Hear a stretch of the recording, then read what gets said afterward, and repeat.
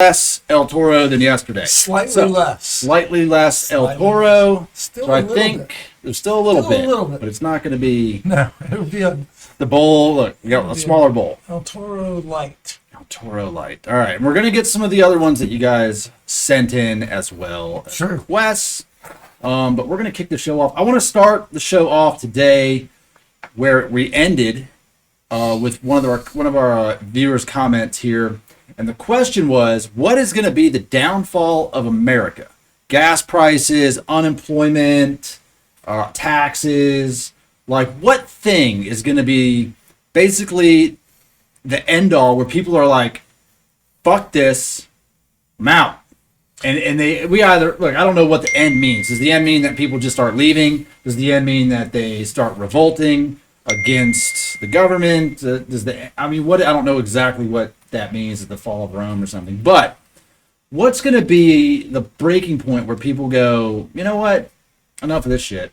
Because we've seen very small portions of that, right? We've seen like micro breaks in America, but we haven't seen like one where most people are like, all right, fuck it. And you stop what you're doing and you go out and you go, we're going to do something about this. When you say downfall, do you mean like revolution? Do you mean, because I don't think there's anything that enough Americans agree on for any one issue to be the breaking point. If anything is going to divide America, which I still don't even think it can be brought down, but if anything's going to divide America, right now it's race. There's no question right now, the biggest issue that it seems like everyone is talking about all the time is race, critical race theory. It seems to be the biggest element of what is consuming the news. I don't think it's as big of a deal as they're making it out to be. I think that people are able to digest information and form their own opinion. I think people are also able to look at their own lives and see how they're living it and see how things are actually impacting them. I don't think there's going to be a downfall. I mean, this is what I know about other parts of the world. We're worried about the downfall of America. Right. I had a friend who lived in Russia. And he told me, he's like, let me explain to you what it's like in Russia. He goes, if there's a major riot that happens in a town, right, no one's coming. Okay. No one's breaking up the riot. No one's showing up. There's no cops on the way. It's going to play out until the people are done fighting, rioting, doing whatever it is that they do. And that's Russia, which is, I would imagine, not on par with America, but certainly close to the type of authority setups that we have. Now, think of some of the other closer to third world countries that literally get overthrown all the time. This is true. They barely, their government is not close to stable. Haiti just had their president assassinated. That's wild. Insane. I want to talk about that. I don't want to get off on yet, but yeah. So the guy, I mean, look, all over the world, there's unstable governments. There's unhappy people. In America, most people, even if they're mad about something, we all live a pretty good day-to-day existence, even the worst people. Right. I've been homeless. I've been hungry. I still am always grateful that I'm in America homeless and hungry than anywhere else. Right. And there's no reason to revolt. Now, this is what I think could put if the government decides to crack down with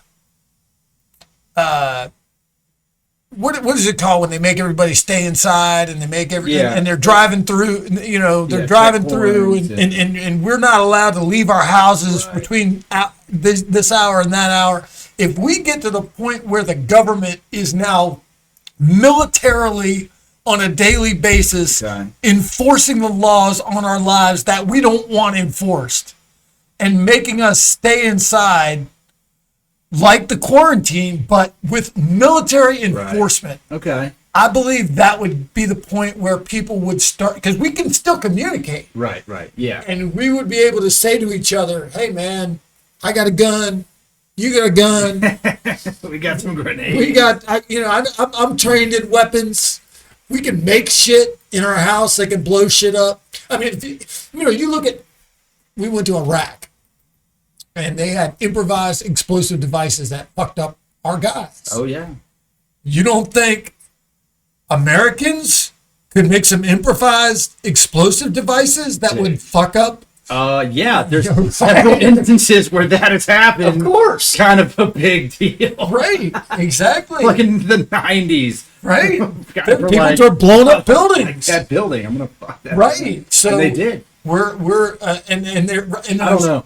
I think that my opinion on it would be that that our country is big enough. There's enough people. There's enough freedom already, from free speech to things that you can go do. And we're also we're so diverse in class. And I say class is a word not to say like someone's lower, middle, upper class, whatever. So divisive. In there's such a wide gap where you've got guys that are homeless and you've got billionaires that live in the same city.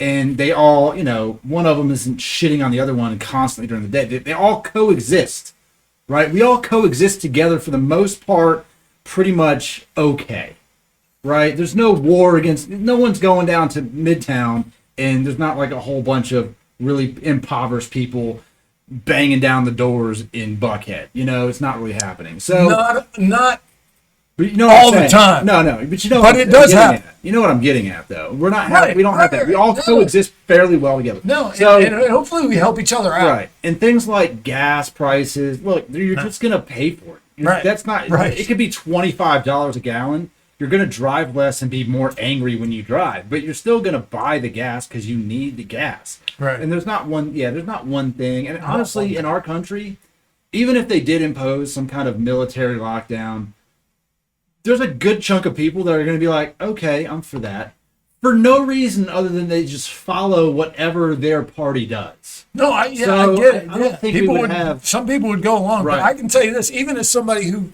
I'm not into violence. I'm non-confrontational. I'll go to a protest. I'll yell some shit at people, but man, I'm not looking to fucking fight somebody to the death. Right.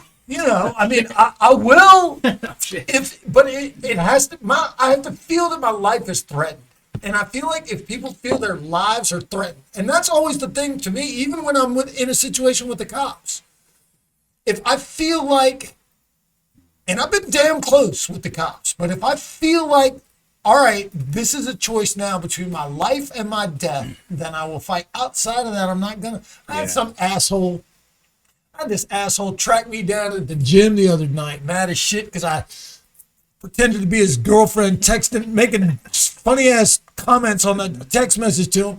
He tracked me down, coming to my fucking gym, waited outside the gym, sat in the car sweating, had his shirt off, thought he had muscles.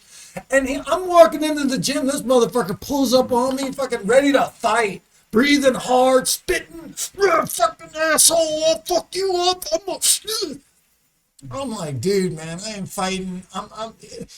There's no threat to my. I feel like that's the government. Yeah. I feel like that's the government. They're always trying to like impose some bullshit and stir some shit up. But honestly, in terms of how it actually impacts my life, I'm gonna. If it's against the law, I'm gonna do it anyway. Here's what I'm gonna say. I don't care. I'm gonna say the downfall of America would not come from anything that the populace does. Nothing that me and you or a mass group of people will do. The downfall of our country would come from the 500 people who run this motherfucker in the Congress, the Senate, House Representatives, the White House, and the handful of outside influences with big pockets with major influence. They're the ones that could steer our country into a shithole. Well, for sure. But here's the best thing about America. Even if that happened, and 500 people fucked things up so bad that we were like, holy shit. there's no doubt in my mind we could rebuild it better than it is right now inside of a week.